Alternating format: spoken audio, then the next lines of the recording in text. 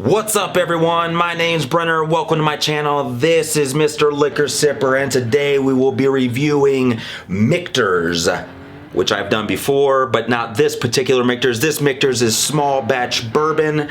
If you're interested in figuring out or finding out what this bottle is all about, stay tuned.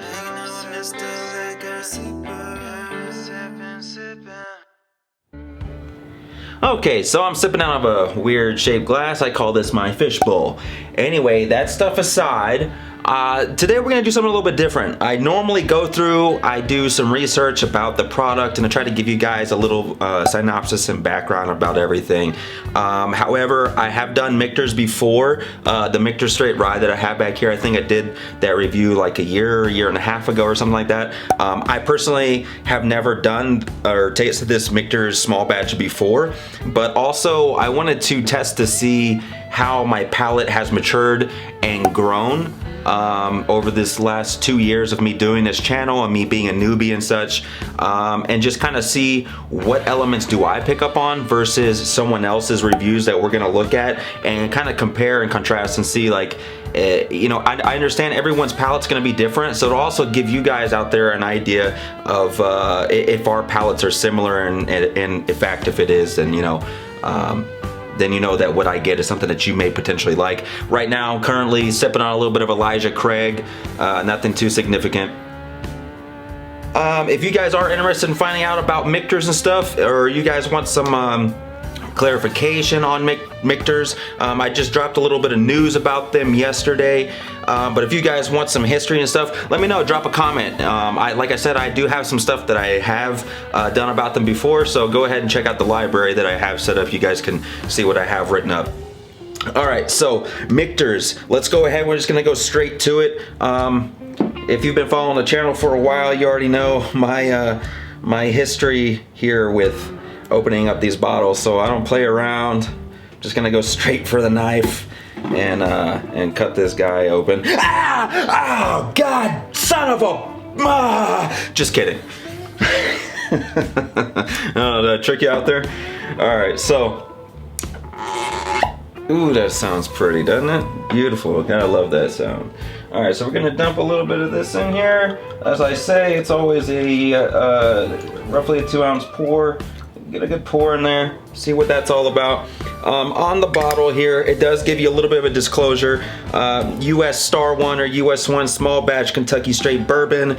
We are proud to offer you our small batch bourbon in the Michter's tradition, hailing from one of America's first whiskey distillers. This bourbon is made from our highest quality American corn and matured to the peak of perfection in hand-selected charred white oak barrels. It is then further mellowed by our signature filtration. Apparently, Hooked on Phonics didn't work for me. So it looks like this bottle looks pretty similar to the rest of them. Has the same shape as the as you see the Michter Straight Rye. The only difference is this is someone's texting me. Hello. So it looks like this is like dark blue or maybe a black. Similar to one of the other blue labels that they have, but again, this is for the small batch. This is a 45.7 alcohol by volume, so it is a 91.4 proof. All right, and this is batch number 22 Alpha 207. All right, let's put it right here at the forefront so you guys know what we're sipping on. All right, so everyone's favorite part of the damn show, nosing for newbies. All right, so let's get the swirls going. Let's let this thing aerate a little bit, get some oxygenization going in there with a little bit of, you know, Matthew McConaughey, and take a little sniff from the top, and it smells like I just walked into church and bypassed like 50 different grandpas with 50 different smells of cologne. I also smell some hints of E. coli and a small subdued essence of asbestos. It also smells like old curdled milk or curdled French vanilla from a old forgotten 20-year-old Starbucks coffee. And at the very end here, it kind of smells like It smells like Jack from Jack in the Box. Jack off into your Jack in the Box. Okay, let's be serious now. So, off the top here, it does smell very floral. I get some hints of brown sugar, personally, with a little bit of some honey. It smells like also perhaps some dried, darker fruits. And it has, it doesn't come across very spicy to me. It's more of a sweeter in nature scent. And it's kind of relaxing. Kind of like something that you would sit down and perhaps, I don't know, talk to your psychologist about. You know, on one of those like weird, lazy, like lay down chair things where you talk.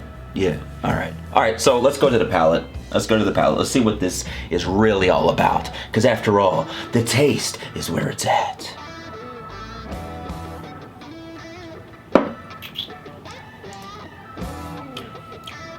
Huh. Tastes damn good, actually. Super impressed with this. And right about there's a little bit of a lag, and then there's a burn immediately following. Then the burn goes away, and then it comes right back, and then it kind of goes away, and then comes back again, which is weird. So there's a return. There's a little bit of bite at the end, which is weird because it's such a, for me personally, it's a lower proof. But if you're trying to graduate from, let's say, the 80 proof, something that's like a yellow rose, I think actually for newbies, this may actually be a pretty good one because it doesn't come across as over alcoholic. Like by that I mean the taste in nature. Again, it does come across floral. Not overly spicy. I definitely get those sweeter notes, which I think subdues the whole thing and makes it become a very smooth taste. So I'm enjoying it. Yeah, that honey, and there's definitely some sweet molasses and brown sugar in there. Now here's the real question. After I get past all these text messages, my phone has been lighting up. Let's see, so if we compare my tastes and smell, minus the nosing for newbies, right? Let's go here, let's see. So for someone else, I don't want to disclose anything, but maybe, yeah, so I just looked this up. It was whoever came up first on reviews, okay? So if you want to look it up, that's cool.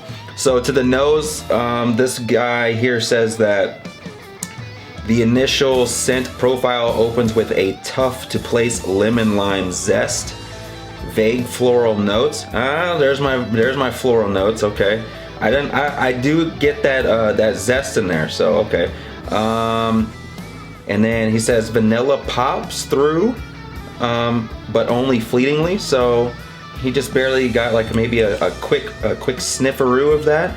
And then it leads into a mild, delicate tanginess that feels like soy sauce that additionally adds an earthy character. Man, this guy's play on words is unreal. I definitely didn't get anything from soy sauce. Soy sauce is kind of gross to me. But maybe this guy has like a super educated palate. I mean, scent. Now we go to his palate and... Okay, so hold on. So I'm in the ballpark. He didn't say anything about molasses or brown sugar, but I did. I didn't mention anything about vanilla. He did, but there's definitely that floral there. So there's something there. Now let's check the palate. So the palate here, he says he notices that the nose jumps out immediately in the palate with recognizable wet forest soil. Okay. And it continues the rooted flavor of cherry bell radish coming through. Okay, I can see some of the cherry bell. Okay. And then some wooden tones. Okay, damn, yeah, I didn't pick out the wooden tones. I don't know, I guess it just absolutely just didn't cross my mind. Cherry wood. Masculine profile gets balanced out with vanilla and sweet corn. I don't, for whatever reason, I don't get that corn taste. Maybe that corn taste that comes across for me is maybe that darker brown sugar for whatever reason, or that molasses taste. I don't know. And then he says that it stands out with its dry yet spicy earthiness. Definitely the spicy earthiness is there. I do gather that. Drier, I do not get anything dry personally for me. On the finish, for me, it's a medium finish. Doesn't lag, but then I told you it has like a reoccurring burn. So it happened to me 3 times. It came and went, and then came and went. That's what she said. But this gentleman here says as it wraps up, it does so with a smooth long tail and seemingly offers a handshake and a smile after a crazy experience, and has a great finish. Okay, he says here that notes of marshmallow are there and that the finish lingers. So okay, he states that the drinkability, the ice and water allow an otherwise bashful sweetness out. So I drank this neat, so I wouldn't know about that. However, this is kind of reassuring to me. And I think this is a cool way for anybody to go ahead and attack their expertise, or to kind of attack and see how their palate is maturing and how they're growing within the game of whiskey. And when I say reassuring is, I guess because I'm assuming a lot of times that some of the reviews and stuff that I may read, that a lot of these guys are much older than me and they have a little bit more skin in the game than I do, since I want to say this is like year 3 for me. It took me a year to start the channel, so I was still new when I first started. But this is all this does to me, or for me, is validate that my growth and the change is there. So I challenge you guys that are out there, go ahead, grab yourself a fresh bottle as I did. I've never had this. Everything on this channel that we do is brand new. I don't do anything that I've ever tasted before. So everything that I do on here is first time reaction, first time review, first time whatever. But I challenge you guys, grab yourself a bottle. It doesn't have to be anything expensive. It could be fucking, it could be, I don't know, the Clickin' Chicken. Whatever. It could be what is that one? Fighting Cock. That's the one I was saying, Clickin' Chicken. It could be Fighting Cock. It's a $20 bottle, $18.99 I think it is. So any bottle. Challenge yourself. Go ahead, taste it, sniff it up, see how it compares to some of the reviews that you actually read. But go ahead and do the drink first, smell it first, do the taste test, and then measure it up and see how you're doing with your expertise, if you're growing or not. That being said, that is all I got for today. I plan on continuing to do what I'm starting to call whiskey proof news. It's something brand new that I started. It's just to guide you guys and keep you guys up to date with what is currently going on in the whiskey world. If you guys have any questions, leave them in the comments. If you guys have anything you want to see from me, leave them in the comments. And don't forget to like, subscribe, multiply, and divide, because it helps the algorithm, helps people find me that are like us, that are growing within this whiskey genre, as we are a very small niche within this YouTube space.